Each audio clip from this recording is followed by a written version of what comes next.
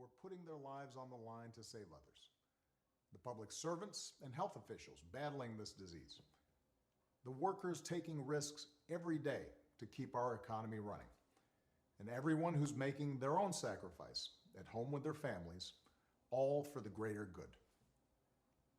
But if there's one thing we've learned as a country from moments of great crisis, it's that the spirit of looking out for one another can't be restricted to our homes or our workplaces or our neighborhoods or our houses of worship. It also has to be reflected in our national government. The kind of leadership that's guided by knowledge and experience, honesty and humility, empathy and grace. That kind of leadership doesn't just belong in our state capitals and mayor's offices. It belongs in the White House. And that's why I'm so proud to endorse Joe Biden for President of the United States. Choosing Joe to be my vice president was one of the best decisions I ever made, and he became a close friend.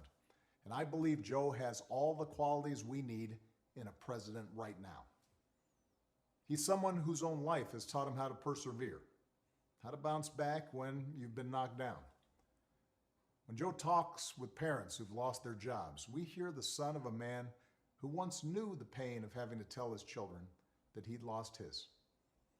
When Joe talks about opportunity for our kids, we hear the young father who took the train home each night so he could tuck his children into bed.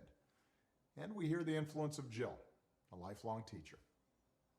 When Joe talks to families who've lost a hero, we hear another parent of an American veteran, a kindred spirit, somebody whose faith has endured the hardest loss there is. That's Joe.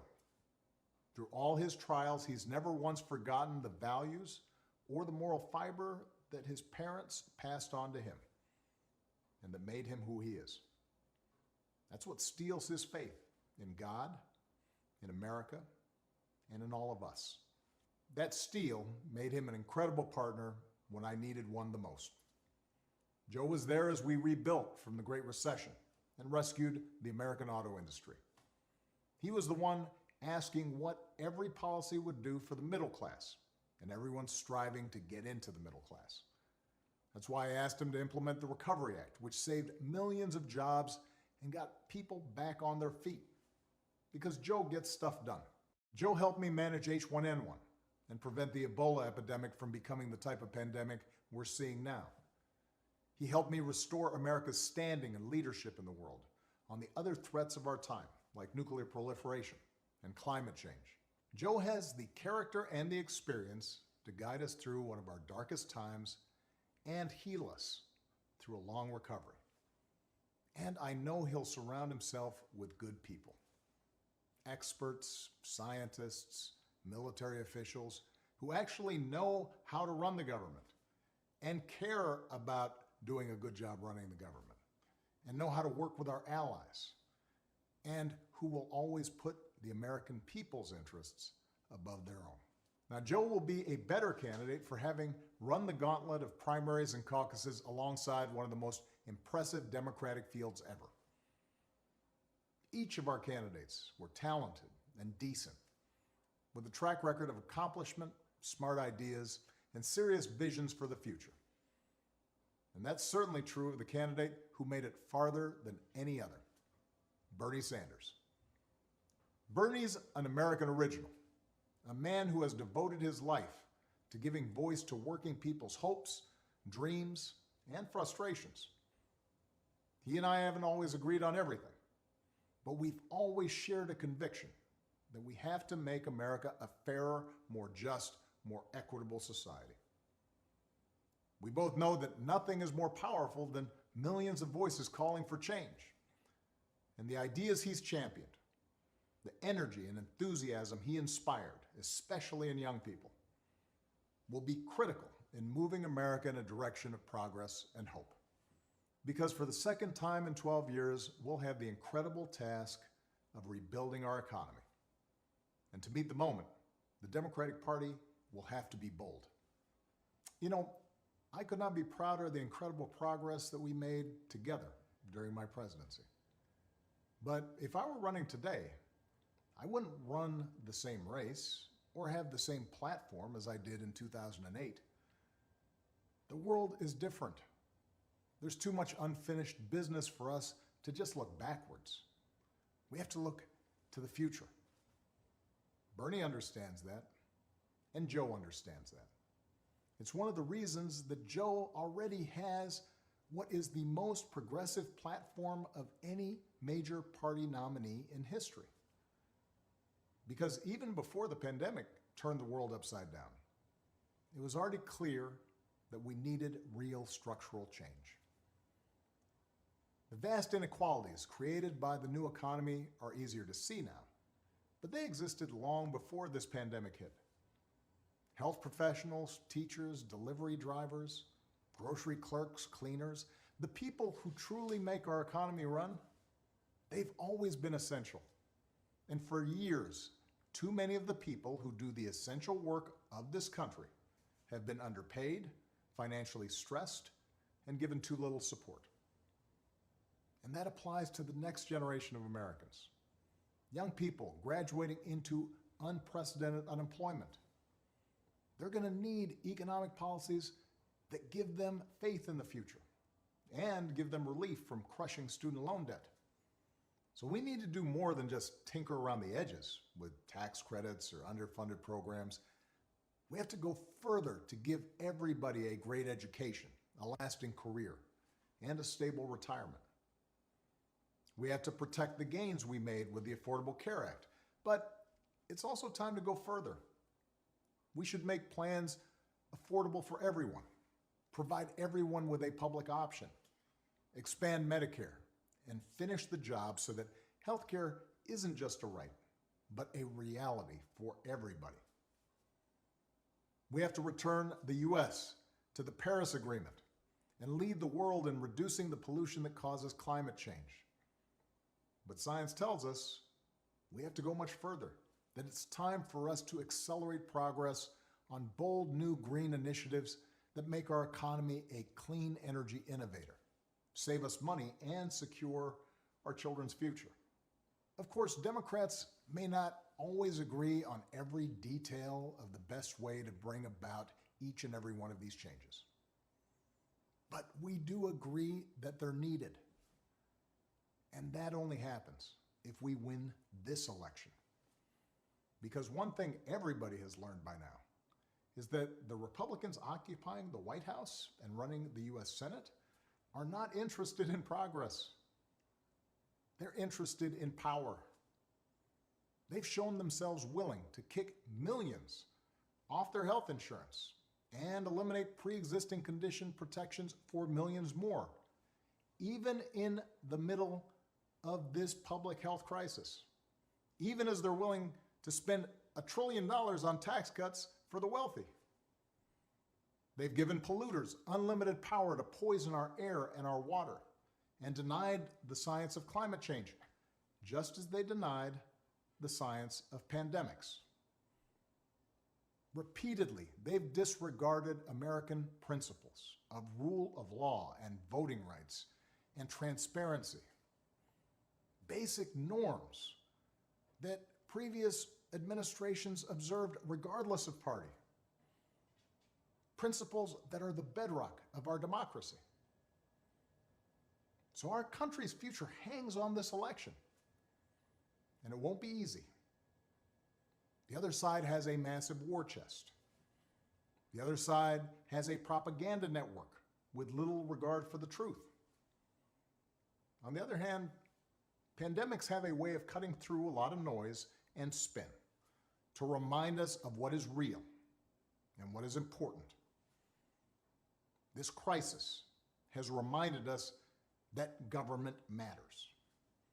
It's reminded us that good government matters, that facts and science matter, that the rule of law matters, that having leaders who are informed and honest and seek to bring people together rather than drive them apart, those kind of leaders matter.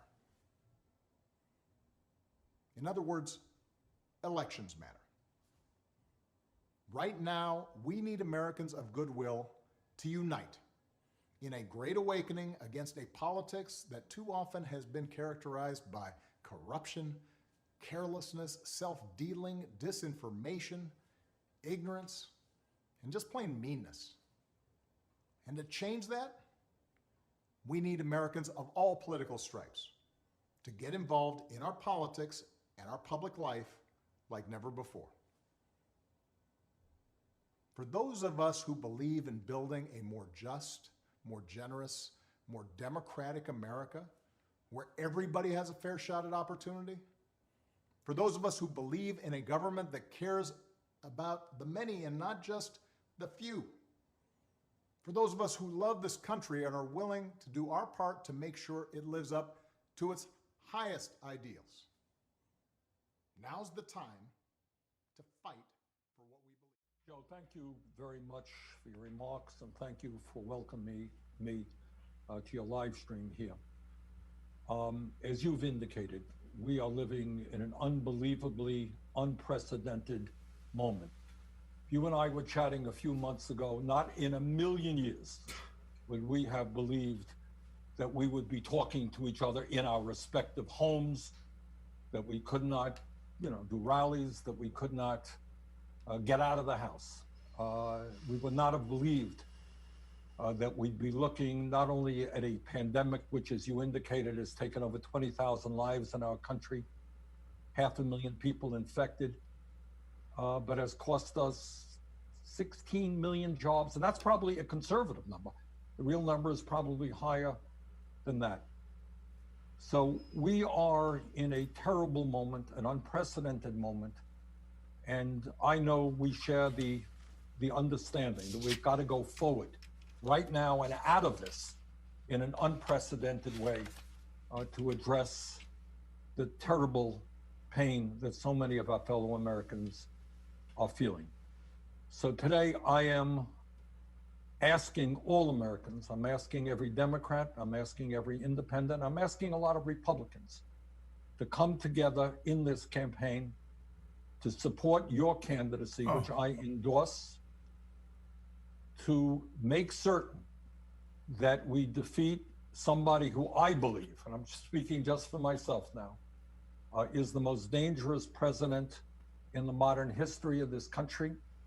A president, and you made this point, who downplayed this pandemic, who ignored the advice that some of his people were giving him, who has not used the Defense Production Act early on so that we could produce the masks, the gowns, the gloves, the ventilators that our medical personnel desperately need, who today, because I understand that is threatening to fire Dr. Fauci, who has been an unbelievable, who has been day after day the voice of science to the American people, trying to explain how we go forward in this crisis, and he's threatening to fire him.